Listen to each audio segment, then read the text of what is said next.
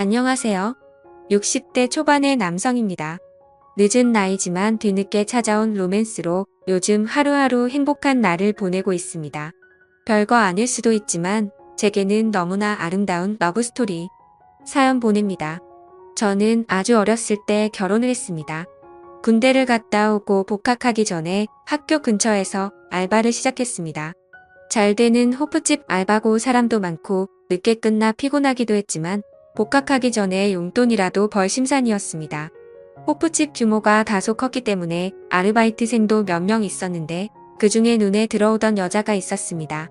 그렇게 예쁘게 생기지는 않았고 약간 통통했지만 힘든 일에도 불구하고 항상 웃음을 잃지 않는 여자였습니다. 처음에는 외모가 제 스타일이 아니라서 마음에 들지 않았는데 그녀의 밝은 성격과 해맑은 미소에 점점 마음을 빼앗겼고 저는 그녀를 좋아하기 시작했습니다. 처음에는 그냥 아르바이트 동료로 대화도 몇 마디 나누고 다른 동료들과 술자리에서 티 안 나게 그녀를 챙겨주면서 제 마음을 표현했습니다. 그러다 복학할 때가 되어 아르바이트를 그만두기 며칠 전 그녀에게 고백을 했고 그녀와 사귀게 되었습니다. 그녀와 사귀기 시작하자 그녀는 자신의 사정을 이야기했습니다. 아버지는 어렸을 때 돌아가시고 어머니랑 둘이 살았었는데 1년 전쯤에 암으로 하늘나라에 가셨다고 합니다.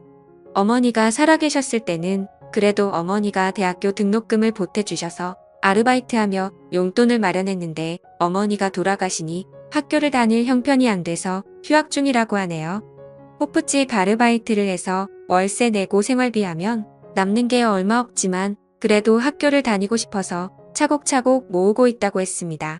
저희 집이 그렇게 잘 사는 건 아니지만 그래도 저는 부모님께서 학비와 용돈을 다 보태주시고 학교 근처에 자그마한 전세방까지 구해주셨는데 저랑 2살밖에 차이 안 나는 그녀의 사연이 너무나 가슴 아팠습니다. 저는 그녀의 월세라도 아끼고자 살림을 합치자고 제안했고 처음엔 거절하던 그녀도 몇 번의 제안에 결국 수락하고 동거를 시작했습니다. 동거를 하고 나자 그녀가 훨씬 더 좋아지기 시작했습니다. 그녀는 낮에는 식당에서 밤에는 호프집에서 힘든 아르바이트를 했지만 자기보다는 저를 먼저 생각해 주었습니다. 제가 공부하느라 힘들다며 바쁜 와중에도 맛있는 요리도 해주고 깔끔한 성격이라 정리정돈도 잘해서 집안은 늘 깨끗했습니다. 20대의 열정적인 남녀인지라 서로 시도 때도 없이 만나서 데이트를 즐겼습니다. 저는 군대 가기 전에 몇 번의 연애를 한 경험이 있었는데 그녀는 제가 처음 만난 연애 상대였습니다. 그렇게 몇 달을 행복한 시간을 보내다 우리에게 시련이 왔습니다. 어느 날 혼자서 끙끙 앓던 그녀는 울면서 저에게 임신인 것 같다며 고민을 털어놨고 테스트기를 사서 확인한 결과 임신이었습니다. 그 당시 저도 어렸고 아직 졸업을 하려면 1년 이상 남은 때라서 눈앞이 캄캄했습니다. 그러면 안 됐었는데 임신 사실을 알게 되었을 때 제 표정이 너무 심각했나 봅니다. 그녀는 저의 모습에 너무나 슬퍼했고 다음 날 수술을 한다고 하더군요. 그녀의 입에서 수술이란 단어가 나오자 그때서야 정신이 들었고 제가 어떻게 해서든 방법을 구해볼 테니 수술은 절대 하지 말고 기다려달라고 했습니다. 저의 진심 어린 사과에 그녀도 마음이 풀렸는지 행복한 미소를 보였고 갑자기 딸기가 먹고 싶다 해서 딸기를 사와 같이 먹었습니다.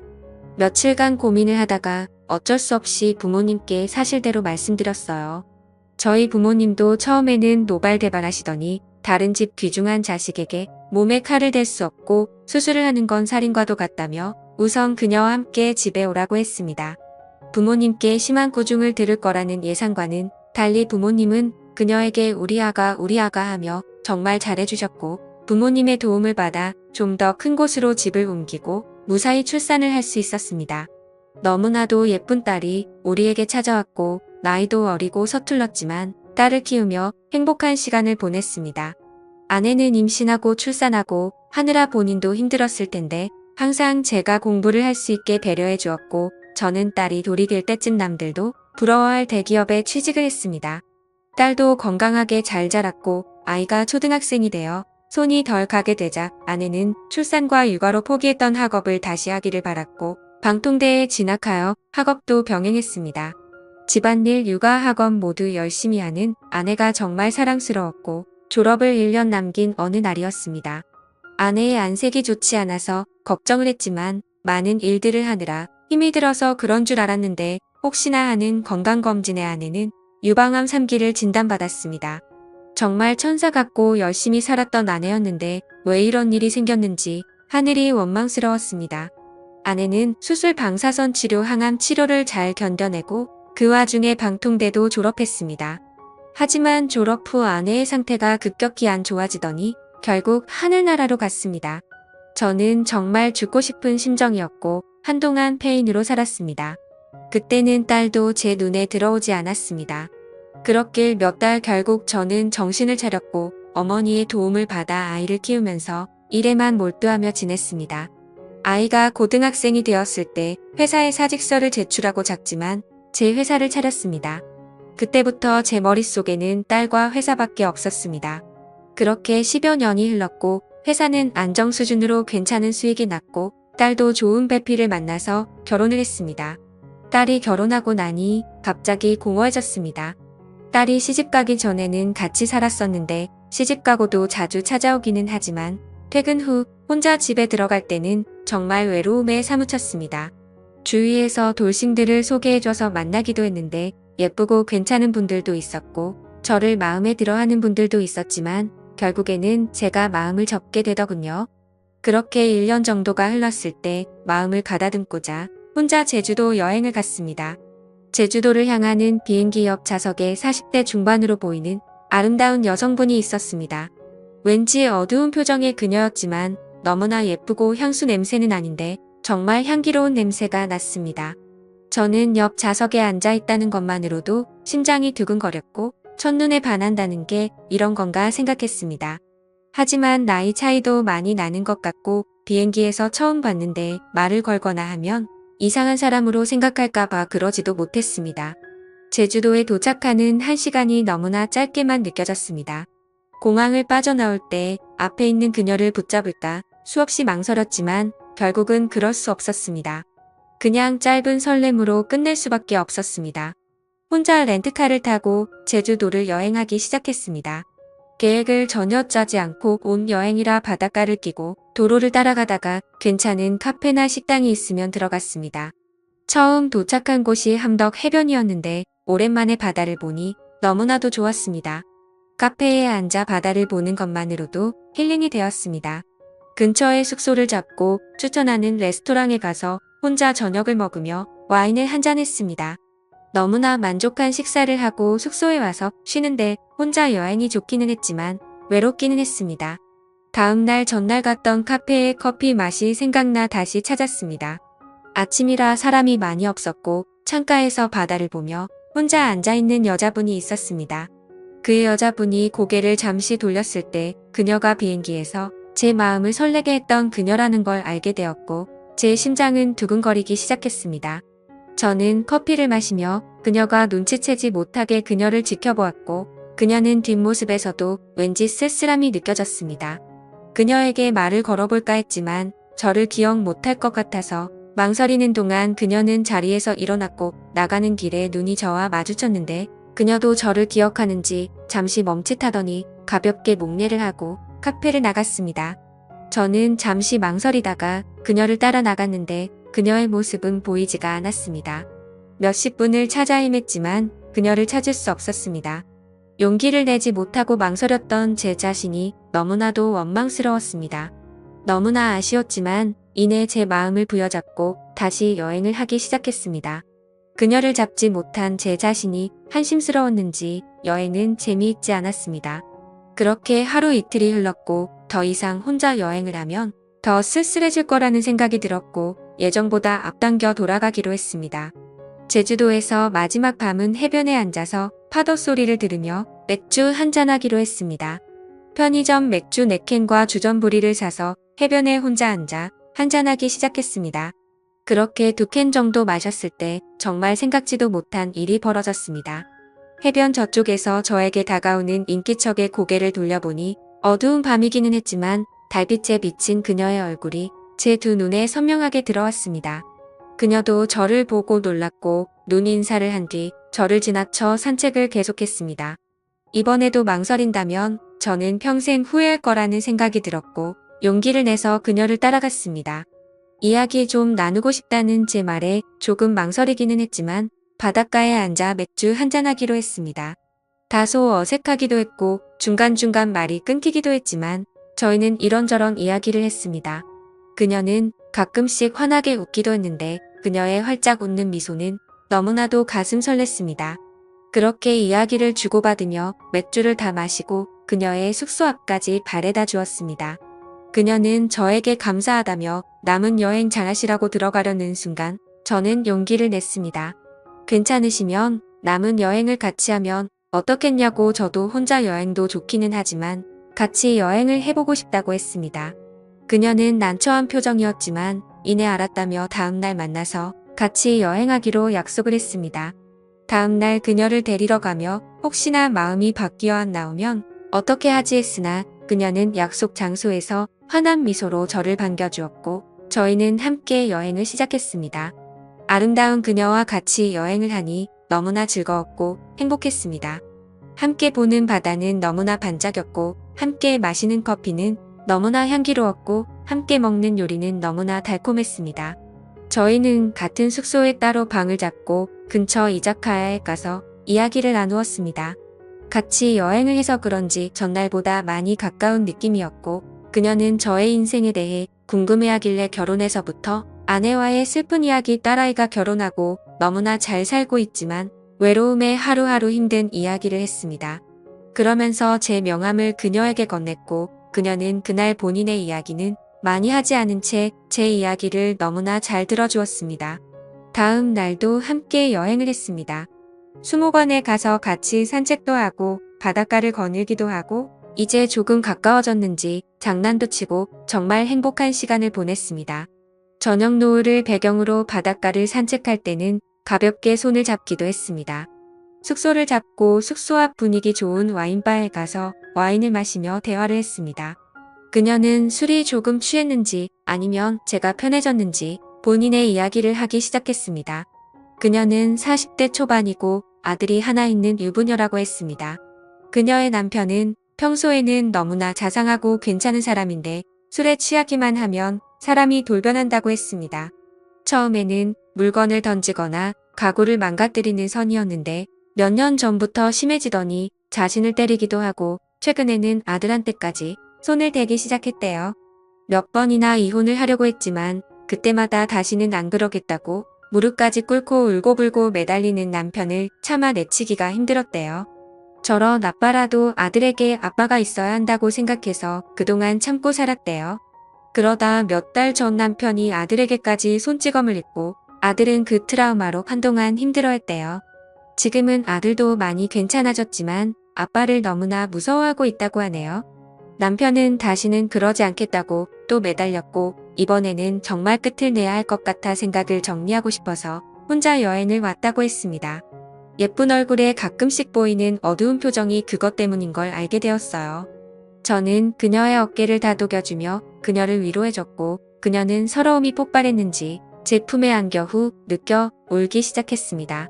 그렇게 수십 분 그녀를 다독이고 그녀도 이제 좀 괜찮아졌는지 해변을 걷자길래 손을 잡고 해변을 걸렀습니다. 그녀의 작고 가느다란 손을 잡고 아무 말 없이 해변을 걸렀습니다. 그녀를 방 앞까지 데려다주고 돌아서는데 그녀가 제 손목을 붙잡았어요. 자연스레 그녀의 방에 들어가게 되었고 서로의 마음을 확인하고 저희는 그렇게 함께 시간을 보냈습니다. 이후 저는 그녀에게 앞으로의 여행도 함께 하기를 바랐고 그녀는 아무 말 없이 미소를 보였습니다. 다음 날 아침 햇살에 눈을 떴는데 옆자리에 그녀가 없었습니다. 화장실에도 없는 것 같았고 아침 산책을 나갔는 줄 알았는데 그녀의 캐리어가 없다는 것을 알게 되었습니다. 화장대 위에 그녀가 쓰고 간 메모장이 있었는데 좋은 추억 만들어줘서 감사합니다. 행복한 여행과 인생 되시길 바라겠습니다. 라고 적혀 있었습니다. 저는 그녀를 놓칠 수 없어서 호텔을 나와 그녀를 무작정 찾기 시작했습니다.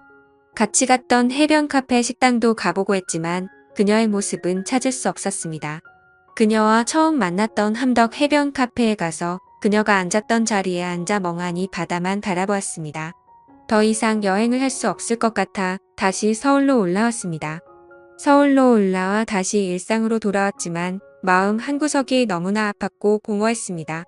그녀를 잊기 위해 일에만 몰두했지만 그것도 잠시 문득문득 그녀가 생각나 눈물을 흘린 적도 많았습니다. 그 뒤로 두세 명의 여성분을 소개로 만나봤지만 제 마음은 온통 그녀에게 가 있었기 때문에 전혀 눈에 들어오지 않았어요. 제가 아는 거라고는 그녀의 얼굴과 나이밖에 없으니 어떻게 할 방법이 없었어요. 그냥 하루하루 그녀를 떠올리면서 그렇게 1년여가 흘렀습니다. 그날은 아침부터 웬일인지 기분이 너무 좋은 월요일이었습니다. 상쾌하게 아침에 일어났고 출근길도 평소보다 안 막히는 느낌이었어요. 출근을 해서 일을 하다 직원들과 점심 식사 후 커피를 한잔하고 있는데 모르는 번호로 전화가 왔어요. 전화를 받고 상대방의 목소리를 듣자마자 놀라서 들고 있던 커피를 떨어뜨릴 뻔했어요. 수화기 건너에서 들리는 목소리에서 그녀임을 느낄 수 있었어요. 저는 너무 놀라서 아무 말도 할 수 없었고 그녀는 차분하게 안부를 묻더니 주말에 서울에 올라갈 일이 있는데 혹시 만날 수 있냐고 했습니다. 저는 주말에 약속이 있었지만 당연히 약속 없다며 보자고 했고 만나는 시간과 장소를 정하고 전화를 끊었습니다. 전화를 끊고 나서도 떨리는 숨과 심장이 멈추지 않았습니다. 부하 직원들이 사장님 무슨 일 있냐고 걱정되듯 물어봤을 정도로 제 모습이 평소와는 달라 보였나 봅니다. 수십 분이 흘러 마음이 좀 진정됐고 그녀의 목소리를 들었다는 것만으로도 너무 기뻤고 주말에 그녀를 다시 볼 수 있다니 너무나도 행복했습니다. 그녀와 만나기로 한 날짜를 기다리며 하루하루가 설레고 행복했습니다. 드디어 그녀와 만나기로 약속한 날이 되었습니다. 저는 최대한 깔끔하면서도 너무 꾸미지 않은 것 같은 옷을 입고 간만에 향수도 뿌리고 머리에 힘도 주었습니다. 토요일 저녁 그녀와 만나기로 한 카페로 향했습니다. 그녀를 빨리 보고 싶다는 생각에 서둘렀는지 약속 시간보다 1시간 전에 도착하였고 카페의 문이 열릴 때마다 그녀일까 두근두근했습니다. 그녀는 약속 시간 10분 전에 문을 열고 들어왔고 그녀의 모습은 너무나 눈부셨습니다. 그녀는 제 앞에 앉아서 환한 미소를 보였고 저는 그 모습에 감탄할 수밖에 없었습니다. 그녀도 저와의 만남을 기다린 듯 깔끔한 정장 스타일의 옷을 입고 있었고 미용실을 다녀온 듯한 헤어스타일과 메이크업이었습니다. 처음에는 다소 어색한 대화를 주고받다가 곧 그녀의 진심을 들을 수 있었습니다. 제주도 여행에서 그녀도 저에게 사랑을 느꼈고 저와 보낸 그날이 너무나도 행복했다고 합니다. 새벽에 자고 있는 저를 보면서 계속 만나고 싶다는 생각까지 했었다고 합니다. 하지만 아무리 남편이 폭력적이고 이혼까지 생각하고 있었다고는 하지만 아직 이혼하기 전인 몸으로 다른 남자와 있다는 죄책감이 몰려왔고 그래서 저에게 말도 없이 떠났다고 합니다. 제주도에서 돌아와 남편과는 이혼 절차를 밟았다고 합니다. 이번에도 남편은 울며 불며 매달렸지만 이번에는 정말 이혼하기로 결심했고 받아들이지 않는 남편 때문에 소송까지 하느라 1년여가 걸렸다고 합니다. 제가 준 명함을 보면서 전화를 걸까 말까 망설였지만 이혼이 결정되지 않은 상태에서 저에게 전화하는 게 저에게도 미안했다고 합니다. 한두 달 전쯤 이혼을 하게 되었고 용기를 내서 저에게 전화를 했다고 합니다.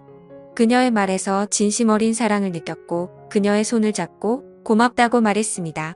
저희는 근처 근사한 레스토랑에 가서 식사와 와인을 가볍게 마시고 행복한 시간을 보냈습니다. 대화를 나눌수록 그녀가 통하는 게 너무나 많았고 우리는 정말 행복한 시간을 가졌습니다. 다음 날 우리는 한강을 찾아 산책을 했습니다.